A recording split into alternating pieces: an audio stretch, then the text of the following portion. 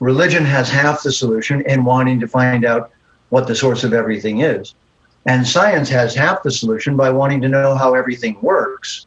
But both of them are missing the understanding that we're supposed to live in a sacred way and that divine intelligence pervades everything we do in life. And therefore, we're supposed to be connected to that divine intelligence, meaning see that intelligence in everything and cooperate. So yoga is not just religion worshiping, and it's not just science manipulating. It's the combination of awareness of the intentionality in nature, and that we're either going to be a parasite or a symbiote. And right now on the planet, we're a parasite. And if you had a bad parasite in your body, you'd get rid of it. Namaste. You're listening to the Savannah Podcast. Join us on an exploration of Eastern spirituality, yoga philosophy, and conscious living for the new age. This podcast is a production of SavannahSpirit.com, where you can find a large selection of Om and yoga clothing, spiritual jewelry, and unique fair trade gifts from the Far East. Now here's your host, Ashton Sabo. Greetings, everyone. Welcome to the Savannah Podcast. Today's show is an exciting one. As many of you know, especially if you've listened to previous episodes, we spend a lot of time on this podcast trying to take this great source of information coming from, in particular, Eastern traditions, but also all over the world, and make them applicable to life. Well, our episode today, we're going to talk about how we can apply yoga into our modern life so we can create a new generation of thought leaders who truly live what they're teaching in the world and can help to affect change for the world today. Our guest is an extremely interesting human being. He went from our Western culture to becoming a monk in India. He now lives in the world, sharing the truths that he's learned from a lifetime of study and practice. He's an author, a mystical poet, a motivational speaker, and a spiritual teacher. Big part of his mission in life is to empower people with timeless knowledge that will sustain our planet and the culture that we're building for future generations. His name is Jeffrey Armstrong. He's also known as Kavendra Rishi in India. Really excited to have him on the show. Jeffrey, welcome. Thank you, Ashton. Namaste. Good to be with you. Namaste. So we've had quite some time talking already on some topics, and your background is so vast and so interesting. We could probably spend a whole series of episodes just talking about your background. But for our listeners that perhaps have never encountered you before, tell us a little bit about yourself. What got you involved with the practices of yoga, and what got you to where you are today? Well, Ashton, I was born in 1946, so that's post-World War II, and the world was pretty crazy during that time. We dropped nuclear bombs on people. We then had the wars in Korea and Vietnam that really weren't wars. So I was born in the middle of that, and I looked around at the world I was living in, Detroit, Michigan, industrial city, all the problems that I could see around me. And I knew something was wrong. And I was born with a sort of philosopher's temperament. So I began to get it that I was being lied to, not necessarily maliciously by most people, but that everybody was more or less in confusion, and there were some very serious problems. So at first, I just intuitively tried to find the answers to those problems. And as a philosopher, it led me forward, and eventually, everywhere I looked, everything I studied led me back to India. Every subject, whether it was language, literature, science, philosophy, chemistry, medicine, the deeper I looked, all these arrows pointed back to ancient culture, and everyone was ignoring that and just racing forward with nuclear weapons and powers they'd never had before. So I started by looking to see what the ancient people had been doing before I rushed forward with my life. And is that what specifically inspired you to become a monk? Yeah, it was, because I realized I had to remake myself Most of us were, if I could say this without being disrespectful, parented randomly. Our parents had us by mistake half the time. They weren't prepared. No one taught them to be parents. Our Western culture doesn't do a very good job at that, for sure. Clearly. And we all can say thank you for trying, and also say, but honestly, I don't really want to be like you. I'm going to have to figure my culture out. So I would say a large number of people in the world are really looking for a culture. They're really looking to find out who they are, and they can't just be like mom and dad. The same was true for me. Thank you for giving me a body and getting me started, but you can't be the destination. My culture doesn't know where it's going. We're bombing the daylights out of the world. I certainly don't want to go there. So what is happening here? I think we've been born in a great moment to be a philosopher, but if you're not paying attention and asking deep questions, I really think you're missing the boat at this time in history. Well, I went to the East to find out, what do they have wisdom that we don't have? And I found out that they do. And then what was the shift that made you decide at that point to come back into the world, or had you always planned on coming back? I'd never planned to leave. I'd planned to get empowered with things that I clearly saw that I didn't have. I could see the missing vitamins. So, for example, at a certain point, I became vegetarian, and I have been for my whole life, not as a fad diet, not as something just for my health, but because fundamentally, I believe that we're not supposed to cannibalize and just eat the flesh of other beings. And the way we do it now is we put them in dark buildings, torture them, and then turn them into food. What more horrible fate could an animal have? So at least if someone's going to eat meat and eat animals, the animal should have had a life. And then you should say, with like the First Nations did, with respect, hey, I see that you're a being like me. I recognize your dignity and your divinity. Now I'm going to take your body, but I honor you. So where has the honor gone in just a simple thing like what we put on our dinner table? It's completely gone. It's interesting. When I lived abroad, and oftentimes in some countries I was surrounded by no foreigners, other countries I was surrounded by tons of foreigners, people like myself. And I was amazed in that transition from out there to back here, where every single meal we sat down for, we all stopped. We all held hands. We all gave thanks for the food. I mean, there's no judgment on there's meat eaters or not, but there was always that pause.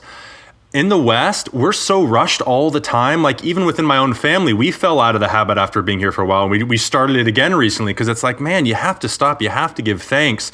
It's those moments. And I mean, we can talk about the one moment of food, but really, and I think you might agree with this, where it's about bringing that reflective quality into everything that you're doing in life so that you're not just blindly following what was coming before you, like your parents, as you said, or your culture, but really saying, well, does this make sense? Does this make sense to continue this or to make this action or that action? And let's take this to the thought leader level. It's very important that what grace is, or what that moment before eating is one, we're looking toward nature and saying, I know you purposely made life so that I would have food. You went to a lot of trouble to put this food on my plate so that I could live. Thank you. I want to cooperate and be a cooperative part of this process. That's step one. Step two is, how could I buy food where the animals had a life? And short of starving to death, in which case the mandate is survive. But if I have a choice, I'm going to shop somewhere where the animals had a life, and then I can feel with dignity that, yes, I took the life of these animals. That's the way I'm living, but they had a life. So we have the power to bring this spirit into everything we do. And what I learned from India is that this is how ancient people used to live, in a sacred way. Well, and that's something I think that anyone, I mean, you arrive, it doesn't matter how you get there, but you arrive to India, and that's one of the things that will hit you right away, is that everywhere you go, no matter how chaotic it is, you have people recognizing the sacred everywhere, whether it's the way that they're sweeping the road, or they're literally have a shrine that they're doing something to multiple times a day. Like, they're always bringing in that sacred, which in the West, I mean, everyone's way too freaking busy seemingly way too busy to be doing all that sort of stuff. But I mean, I remember even like in Bali, where every morning everyone was around with the little house, those little areas in the houses where they would do their worship. And it's like, that was everyone all the time. It's such a strange contrast here, where that's not even brought into the conversation for most. I mean, maybe for people that are practicing yoga, they'll take a moment of reflection before or after a yoga practice. But for most people, it's just go, go, go, go, go. It's insane. So here's a way to think of this, that both religion and science have a non-sacred attitude toward the material world. Religion ignored the material world pretty much, and that's why it didn't study science. And science ran away from religion, and so it doesn't want to talk about the purpose of life. It only wants to manipulate it. Mm-hmm. But those are both half of the solution. Religion has half the solution in wanting to find out what the source of everything is. And science has half the solution by wanting to know how everything works. But both of them are missing the understanding that we're supposed to live in a sacred way, and that divine intelligence pervades everything we do in life. And therefore, we're supposed to be connected to that divine intelligence, meaning see that intelligence in everything and cooperate. So yoga is not just religion worshiping, and it's not just science manipulating. It's the combination of awareness of the intentionality in nature, and that we're either going to be a parasite or a symbiote. Mm-hmm. And right now on the planet, we're a parasite. And if you had a bad parasite in your body, you'd get rid of it. Mm-hmm. So if Mother Earth is looking at most human beings, we're behaving like parasites, not symbiotes. A symbiote is someone who works with the host to keep life going forward in the future. So we're literally not living as if this world is going to exist in the future. We're living as if it's a use once, throw away planet. Mm-hmm. And yoga says that is the worst way you could live. So how do people start to integrate these two poles here of, we're separating as kind of religion and science. How do they start to unite them in such a way that they've got actionable things to do in the world? I mean, we're talking about how this can lead people to living in more harmony and more synergy with the planet. But where does that start? Because that sounds wonderful, but it also sounds very lofty, of like it's an idea out there. How do people, our listeners right now, like where do they start with something like that, of to bring these together actually in their lives in the world today? Well, let's use namaste, which I started with as a good way. Namaste in Sanskrit is 3 Sanskrit words. Na means not, and ma means me, and te means you. So namaste is a not me but you moment. And how do I see you is the question of that moment. Do I see you only as your physical outside self, your clothing, your hair color, your skin color? Really? Would you judge the person driving a car by the color of their car? No. Why would you judge the person inside of a body by the color of their skin? Absurd. It's their paint job. It's not who they are. So namaste means I look at you and every being as divine travelers on a journey of learning in a big universe. So I see you in a universal way, and I see your potential inside of you, and I'm trying to draw that out. So instead of thinking about me for a moment, I go namaste. Oh, look at you. Look at how amazing you are. Well, I have a bit of a question about that, because for people that get the other end of that, what you're saying, which is that look how amazing you are, look how beautiful you are, that I'm appreciating. I don't mean like your physical looks like, ooh, you're sexy, but somewhere inside there's this amazing being. Right, but my question is that that's coming from a place where you already believe, see, and acknowledge that.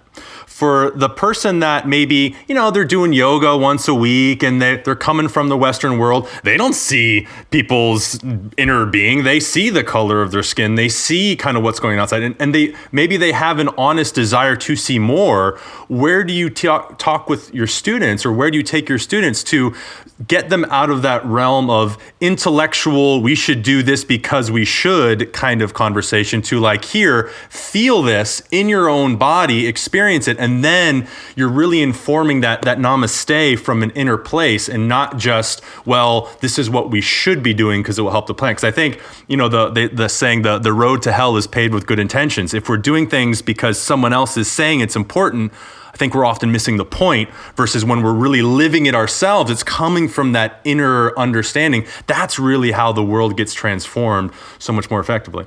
So the simple answer is, who is driving the car? That's all. It's not complicated. It just becomes obscured when we don't ask the right question. Mm-hmm.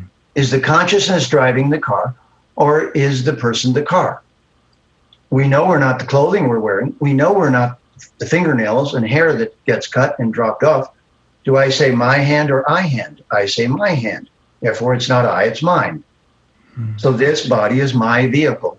Therefore, I'm the driver, and we should talk to the driver, not to the vehicle. But our culture is so steeped in the misunderstanding of the vehicle for the driver that the universal truth is that all living beings showing signs of consciousness are just like us. They're conscious entities trying to find their way through the world. So, as a platform, this is simply a universal truth that we should have respect for all beings. Now, how we treat them is different than having that respect. In other words, if you just see them correctly, that's easy, because if they have consciousness, they deserve your respect. Then the next question is, how could we all live on the planet without killing each other? How could we cooperate rather than immediately respond to you being different than me by fighting? So that's the next question the Namaste attitude is asking, which is, how could we find a way to cooperate before we kill each other? This is the human question. Animals attack each other more by species because they can't ask this question. So according to yoga, the first training in yoga, not the last, is that every living being is the consciousness, not the vehicle. And you should just see them that way. It's not a dogma, it's the truth. The truth is they're not the vehicle. For a student that can get that intellectually. Now, because you have such a diverse range of background in practices and philosophies and religions that you've studied, all this different stuff. Do you ascribe that there is one way to realize this, multiple ways, infinite ways? What's your view on that? Well, this is what universal means. If you ask the same thing about my opinion about whether most living entities are using oxygen, what do you think I would say? I'd imagine you'd say yes. Yeah, I would say, as far as I know, most biological life is using oxygen. I don't think I'm in danger, or neither am I a religious fanatic, nor am I crazy when I say that. So think of yoga as a body of universal truths. For example, if I say, if you got more oxygen from your breathing, would that be useful or not useful? Useful. Okay, so then if I say everyone should breathe better, is that a religion? No.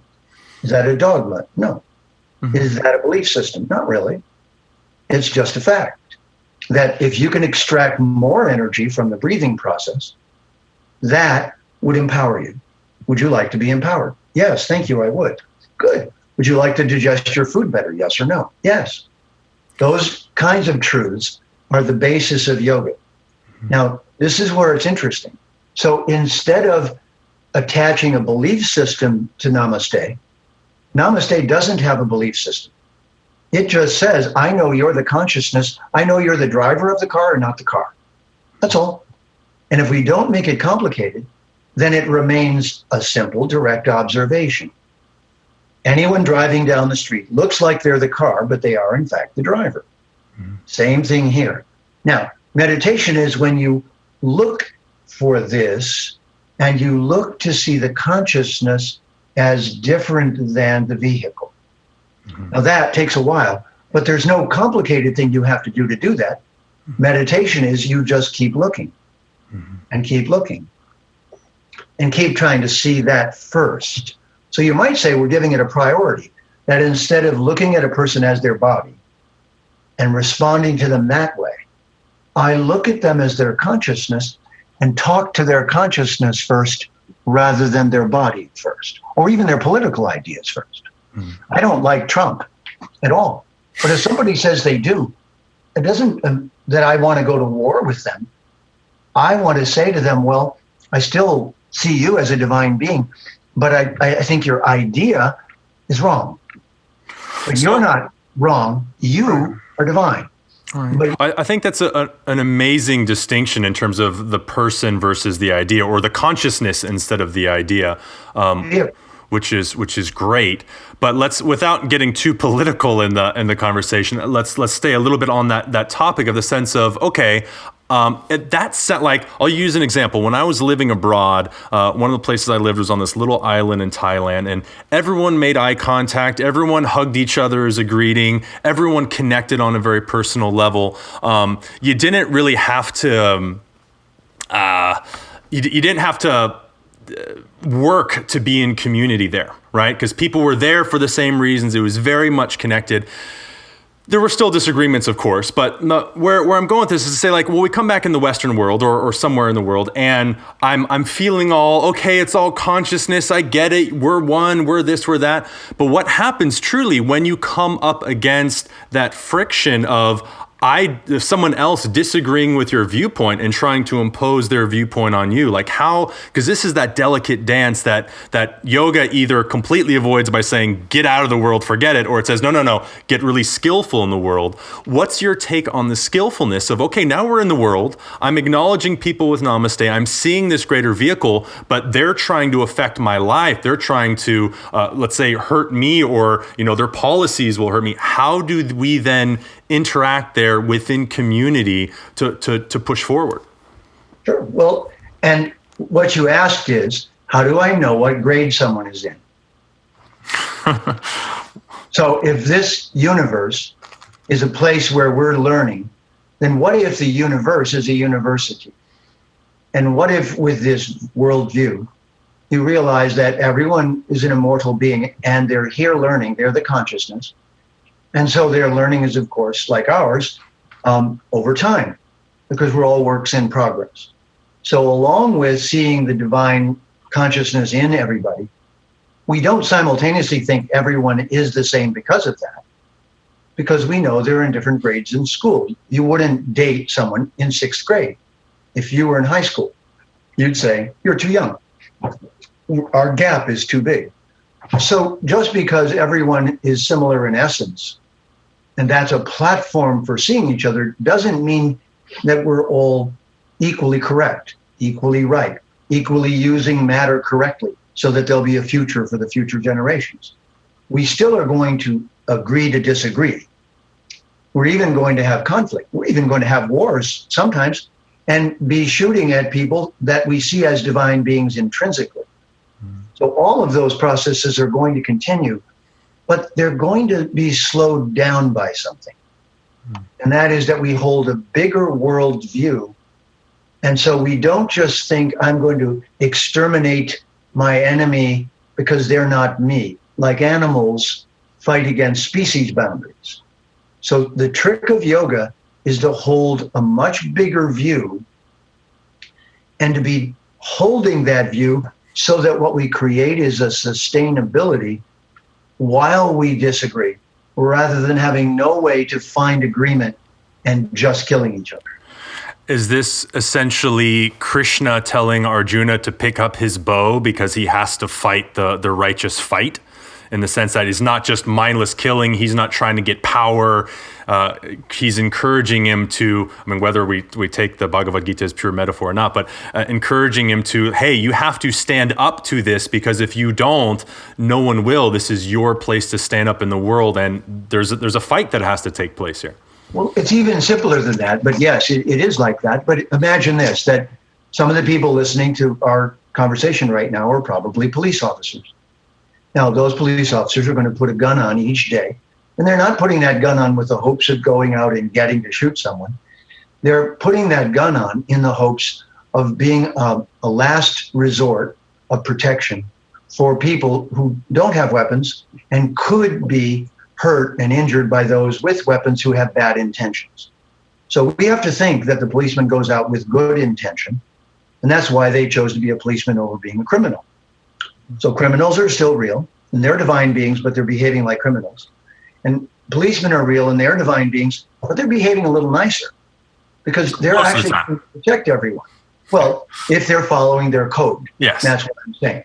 If they leave the house with that code in mind, the code is to make sure that when they do what they must do in their particular responsibility in society, they do it in the right consciousness.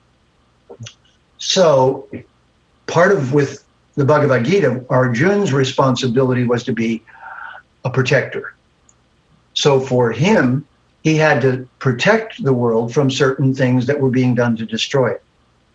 And that's why this kind of awareness doesn't negate our personal responsibilities, which come from a code of conduct called Dharma, which means the thing that are the rules of conduct for a particular occupation. A doctor's is do no harm, do the least harm. A policeman's is only do harm to people as a last resort in protecting society. Now, these different responsibilities in life are all to be done as a group from a higher awareness of seeing each other in a particular way. So yoga is an attempt to universalize what religion, society, culture, science is doing separately. And yoga wants to have a wider view. That wider view is that all the living entities on any planet are there for experience and evolution. And they're going to go from one body to the next body in a sequence, just like the grades in a school. Then they're going to become human. And as humans, they have more free will. So now they're going to get to learn about the whole program of why we're here, who we are. So it's a bigger perspective than we've been holding. But it makes room for all living entities, theoretically, to be there. And then we still fight over what is right or wrong. That part's inevitable. We still will struggle with that. And well, I guess there's two questions there. One is why is there struggle? But kind of within that is who decides in that conversation what's good and evil? Does someone decide? Does someone, like who's the one that ultimately sits there, has the flag that says, I'm the keeper of what is right and anything else is wrong? Like is there a universality or a definitiveness to good and evil in that sense? What are your things? In that sense, you've just asked the human question. Mm-hmm. This is the human question. How do I find truths that are universally true? And how do I live them and apply them? You can see that some people, some yogis at a certain point say, well, I'm not going to be the carrying weapons kind of teacher. I'm one of those. I don't carry weapons. I don't use weapons. I don't own weapons. I don't resort to them as a way to solve problems. It's not my dharma. So if someone came with weapons to me and said, I'm going to do the following things, short of just simple self-defense, I wouldn't be able to fight against them that way. I would say, let me reason with you a different way. Mahatma Gandhi did this. Now, Gandhi was a teacher who got into politics. And so what he taught works up to a certain point. Meaning for him, there was no choice because he wasn't a warrior who was going to pick up weapons and fight with weapons. So eventually, each person has a particular thing that they're dedicated to, and it acts as a kind of boundary for how they'll behave. They purposely do that because it matches who they are. That's called your Dharma. Now, when you find that, then you make a decision that I'm going to behave this way. So I've decided, in the largest part, I'm not going to be a weapons carrier. I'm going to teach. So that's my Dharma now. And that is what every person eventually has to do.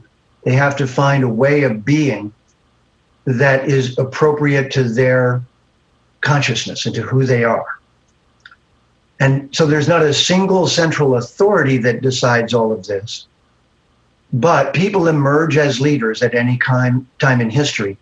And those leaders, you might say, organize an intention. The question is, are we living so that the world will be held together, or are we living so that it will be quickly destroyed? That's the question that's at the bottom of the pile of questions. Mm-hmm. So instead of having one single authority, we should have a running conversation. Is that the best way to do that for the future of the planet? Is that the best way to do that for the minimum harm to be caused? And we should be able to do this as a society because we're all sensitive to this problem, rather than having a single despotic authority somehow deciding for us. The principle is not that complicated. It's do what you must do with the least harm. Mm-hmm. And bring that back to the context of Dharma. What would you say to a student that comes up to you that says, that sounds nice, but I don't know what my Dharma is? Do you recommend just meditation, or do you have techniques or anything that you suggest for people to get to that place of understanding? Sure. This is where science and what are called higher consciousness meet. The science of it is, what are you good at? It's not a theoretical question. You say, I don't know what I am. I say, well, what are you good at? Because that's what you are. From the world's point of view, you are what you can do. If you say you're a soldier, I say, good, let's get out in the field and get our weapons and practice fighting and see how you do. If you don't do well, I say, you're not a soldier. I studied martial arts quite a bit in my life. And so if somebody says, I'm a martial artist, you say, oh, great, let's go spar. You're not trying to hurt each other. You're trying to measure each other's skill. Now, if the person can't hit a doorpost standing still, they're not a martial artist. They're a legend in their own mind. But if they're good at that, then they're meant to be that if they want to. So what we are is very practical. You have skills or you don't. And the skills are measurable. So the problem is our education is not directed to finding that. They're directed right now to piling information on top of us and making us into work slaves. Mm-hmm. They're not trying to help us find ourselves because our educational system is totally misguided. What educare means is to bring forth from within what's already there. So every person should be first explored until we know what it is they're here to do. Then they should be trained to be really good at what it is they're here to do. And then they should be used to do what they're here to do. And if we don't do that, the person's going to be unhappy their whole life and not feel like they're true to themselves. We're definitely in complete agreement on that. And I think you and I both have a similar backstory where we recognized that early on in schooling. So we just opted out and we're like, oh, I know you've gone back to school many, many times. You have a number of degrees and things. But for the people that are coming up in that system, and I mean, I guess we all have the option to opt out at times, but let's even say that we're within that, or they've already gone through it, let's say. What's the step then to like, okay, I was taught how to be a consumer growing up. Now, how do I find my purpose again? Because I'm 20, I'm 30, I'm 40, and I've never really been encouraged to find out what I'm really good at because I'm too busy trying to get a job that's going to pay my bills. Like how do we encourage people that are within the system, within the matrix, so to speak, to really recognize what it is that they're here to do?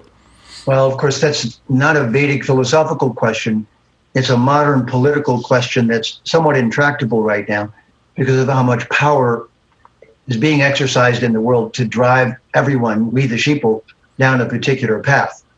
But if you are one of those sheeple and you feel disempowered, the only thing that you can do to really empower yourself is to look within and find out what it is that you do. I'm also a Vedic astrologer, and astrology in its correct use is not to be a fortune teller. It's to help someone find their true self. It's to help them know about their true nature in the particular vehicle that they're in. So let's imagine then that everyone's body is a vehicle. So some are pickup trucks, some are Jeeps, some are race cars, some are sedans, some are trucks of all descriptions. Our vehicle is supposed to define the kind of work that we do in the world and the food we eat, our body type. So this leads to Ayurvedic medicine. There are particular body types called Vata, Pitta, Kapha. They're about the mixture of elements that make up our body. And so anyone who comes into yoga immediately starts to encounter these ideas that they also need to inhabit their physical self correctly. Inhabiting it correctly is what asana and pranayama are teaching. So we're actually, in a sense, through the physical practices of yoga, we're re-embodying correctly into our vehicle. And then we ask the question, so what kind of vehicle do I have?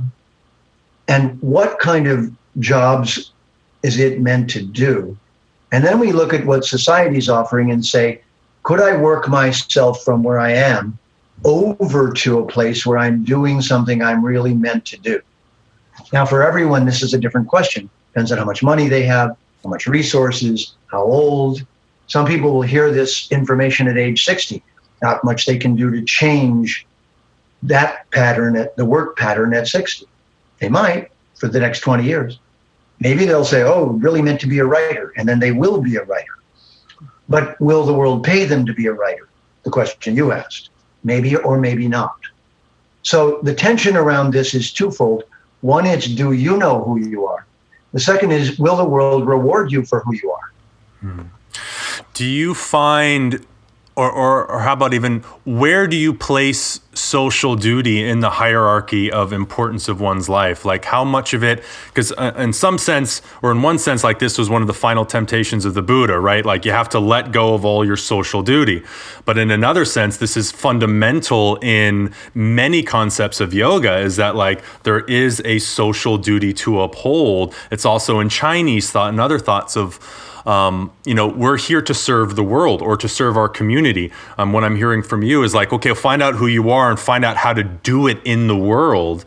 Because again, that's quite a contrast to a more ascetic path that says, find out who you are by going to a cave and disappearing, versus find out who you are and offer it as a gift to the world.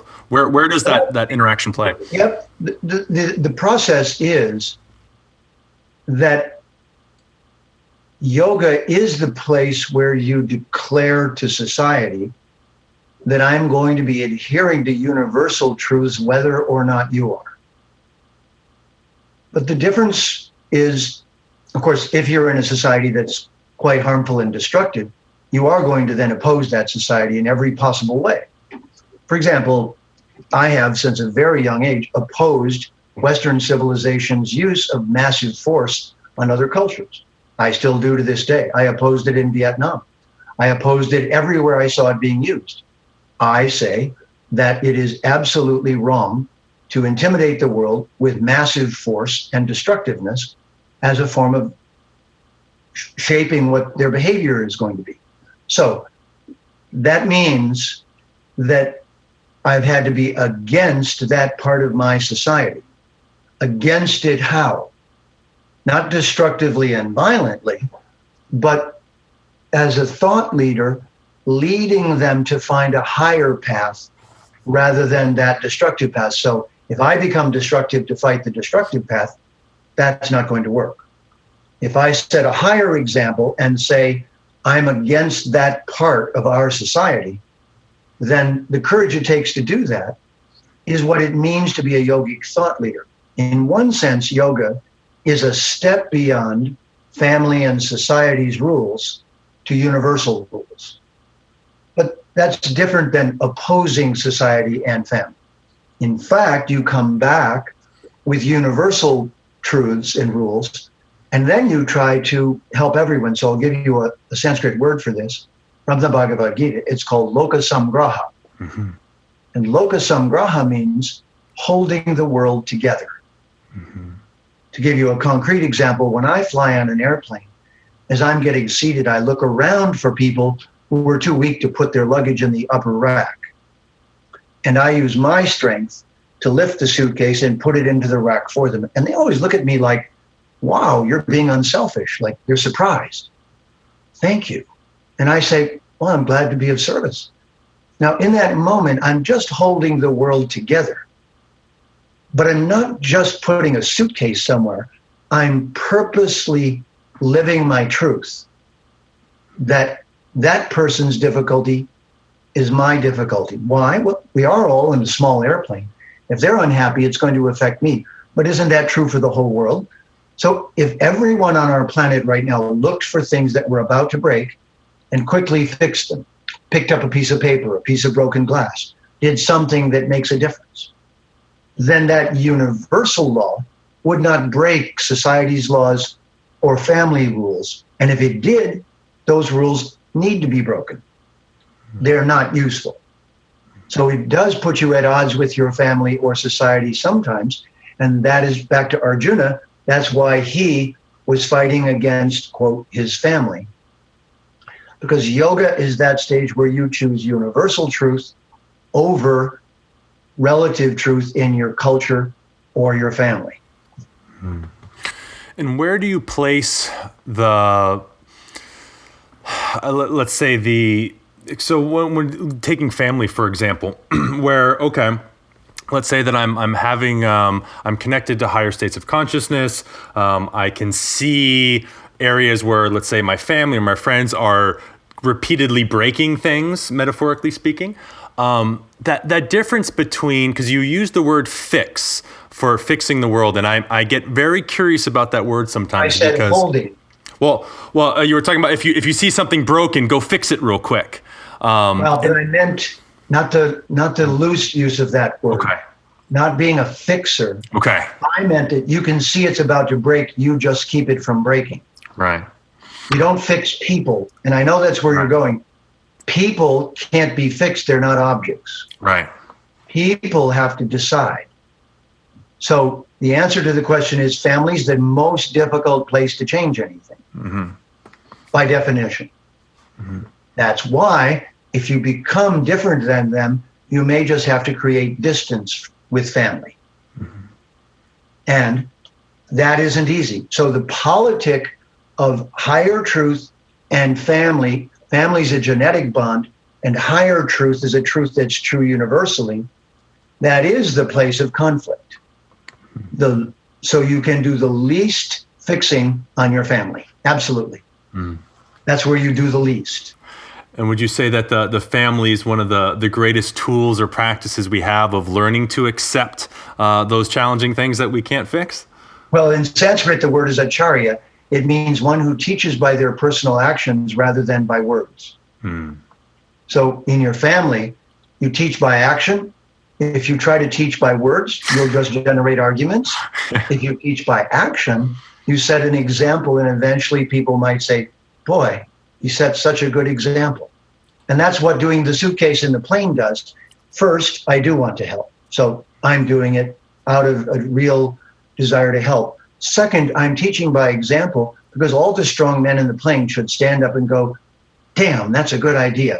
I'm going to help too. Instead, they're all sitting down with their cell phone or something like that. So in that moment, they're supposed to put their cell phone down, in my opinion, stand up, help everybody, use their muscles to strengthen the process of getting the airplane ready, be responsible because they have the muscle, help the ladies and everyone else and elderly, get everything shipshape, and then sit down. Mm-hmm. Now, I can't tell them that, but I can show them that. Mm-hmm. If I told them, they'd yell back at me and say, it's none of your darn business. But if I show it, maybe someone will get it. Mm-hmm. So yogis teach by action first, mm-hmm. and only by precept when they're invited to give precepts. So yoga is not into conversion. or coercion. It's into conversation. And I think that's a really important point to pause on for a moment, just in the sense that, because there are so many yogis out there that they start to realize some things, and then they want to put those beliefs or those realizations onto everyone else. And because that's why I was bringing up that conversation before of like that leads down that slope of, well, now that I've realized some truth, you're wrong in your truth, so I need to fix you, or you need to do it differently. And that becomes that conversation where it's unsolicited. People come, well, you should do it this way. It's like, I didn't ask you what kind of car I'm supposed to drive or what I'm supposed to do. Like, it's not your place to tell people. So I really appreciate that level of distinction where you lead by example and less invited for the more verbal conversation piece. Or, I mean, it's all a conversation, but this radio show, this podcast, people can turn it off if they decide they don't like it, or keep listening. That's the way it should be. It shouldn't be that they have to listen because we're speaking, so they have to listen. In another sense, if people feel that coming from you, it softens all the human interactions. And again, that's where the namaste is. First time I say namaste doesn't have much impact. But every time I see you, I say namaste, even though you know that I disagree with you. Now, that's very interesting because I don't say, oh, it's you again. I look at you and go, oh, namaste. And the 1,000th time that I do that, you really begin to believe that I'm seeing you and not disliking you for your ideas. So the other point in this that's so important is that when you really believe that you have many, many, many, many lifetimes, that becomes the context of action, not one very compressed lifetime where you'll go to hell and be tortured endlessly if you don't succeed. But in the yogic viewpoint, you have as many lifetimes as you want. It's true that there's a reaction for incorrect action, but that's not my doing, that's the universe. That's just karma. That's just cause and effect. But if you really think, okay, this person I'm talking to is in 3rd grade. I can't force them to be in college. I disagree with what they're doing. It's causing harm. Now, how do I talk to a 3rd grader in such a way that they hear me? And it's not condescension. It's actually understanding what's motivating them and taking the trouble to make the communication more important than being right. Mm-hmm. So being righteous, as you're suggesting, alienates people. Mm-hmm. But seeing people as valuable even when they disagree with you, that changes their paradigm. Mm-hmm. And believing that you have a lot of time in which to do this makes you more patient. Believing you have one lifetime or dire consequences makes it, again, a use once, throw away life. Mm-hmm. So yoga, real yoga, slows the person down, and they're not a fanatic trying to convert you. They're an immeasurably patient being, seeing who you really are first at the core level and trying to address something respectfully rather than disrespectfully. Mm. Feels very different. Absolutely.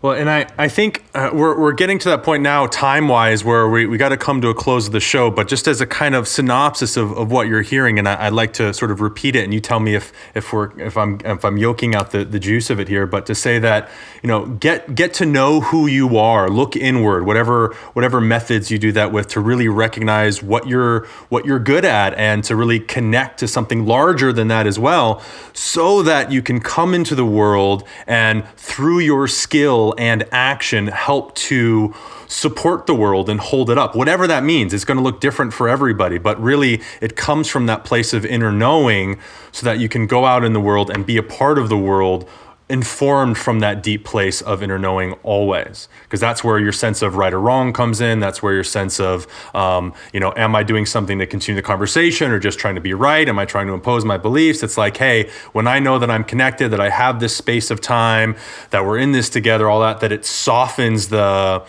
hardness around needing to get it done right away and just allows the process to happen while still fully engaged in the process itself. Would you add anything to that or subtract anything from that? Yeah, that yoga means union or connection. Mm-hmm. But one of our connections is that we should all have a way of being connected to the source of energies that empower us. Take sunshine as an example. All yogis learn a mantra that's called the Gayatri mantra, and it's to the sun. That's because everybody living on our planet is operating on sunshine. And if you stop operating on sunshine, you have to crawl under a rock and live in total darkness. So that means it would be in your best interest if you collected sunshine every day. Doesn't matter what your belief system is. Sunshine is an essential. Oxygen is an essential. So think of those as universal truths. So if you now put that into practice, you'd get up every morning and chant a mantra to the sun, and you would say, not only do I need your light all the time, but I've noticed that I get plunged into darkness and confusion because I don't know things. So I'd like your light to be inside of me, and I'd like to become enlightened. So if I ask the whole audience, just think for a moment, would you rather be enlightened, have the lights on all the time as you go to try to decide things? Or would you like to constantly be plunged into absolute darkness so you can't see? I bet the general answer is I want to be enlightened rather than endarkened. Great, so think of that as a universal truth. Now the mantra, Om Bhur-bhuvassa Tatsavitur Vareniyam Bhargo Devasya Dhimahi Dhiyo Yona Prachodayat. Though it's in Sanskrit, a language you probably don't know, what it's really saying is, throughout the three worlds, Om Bhur-bhuvassa Tatsavitur Vareniyam, that sunshine is shining everywhere. Bhargo Devasya Dhimahi, I'm a being made of light who lives on light. Dhiyo Yona Prachodayat, I'm turning toward the sun, inviting its energy to get inside of me so that I never run out. Now, that's really no different than a song that I used to sing when I was young. You are my sunshine, my only sunshine. You make me happy when skies are gray. So it's the same sentiment. But in yoga, you do it every morning. Why? Because you start your day connecting to the divine light, the source of all light. Don't have to put a name on it. Just invite it in. So you operate from light rather than dark. Then, as you share that light, if you have more, it'd be like having a flashlight when it's dark out. And you start helping people with your flashlight just because you know they're suffering and they're just like you, and you help them use your flashlight to see things. It just happens a little bit at a time. So this is yoga. It's getting your light brighter, using it in the service of others, and slowly people become convinced that this really works. This is interesting. So connecting to the source of light, how do listeners connect to you? So I know you've got websites, you've got courses, you got books, you got all kinds of stuff. How can people get a hold of you and the work and offerings that you have? Thank you. Well, it's jeffreyarmstrong.com. So Jeffrey, Armstrong.com. Just like the astronaut. When I go to speak in India, they say, oh, Neil Armstrong. And I say, yes, he's my uncle. They go, really? I say, yes, he's an astronaut of outer space. I'm an astronaut of inner space. Nice. So the last thing is, at jeffreyarmstrong.com, you'll see loads of ways to develop the interior of your being. Western civilization has been very great at developing the exterior of our being. So we work with our physical body at the gym and so many places. We work with our mental body with media and information and at libraries and with books. But your inner self is your light body. The exercises you'll find on my website, like this conversation hopefully, will strengthen your confidence that you're a being of light and truth, and that you're immortal, and that you're learning through this experience things about yourself and the world, and that it's a positive process. And you'll look at everyone who's doing it with more respect, because like ourselves, they're working very hard at it, and it's not easy. It's the school of hard knocks. This university is also sometimes the school of hard knocks. You'll start to care about everyone more and yourself, and you'll help them in little ways whenever you can.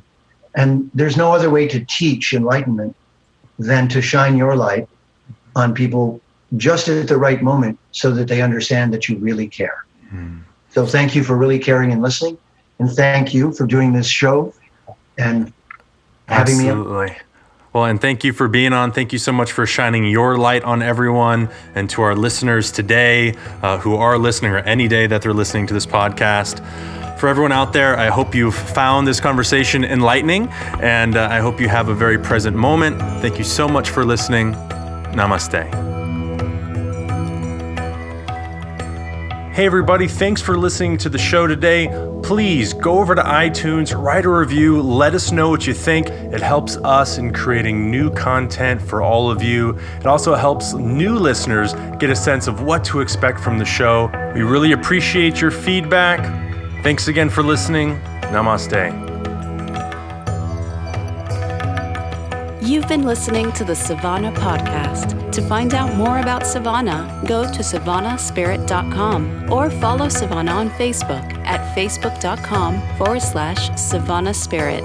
For daily inspiration, check out our blog at savannaeast.com. Be sure to join us next week for a new episode, and thank you for listening to the Savannah Podcast.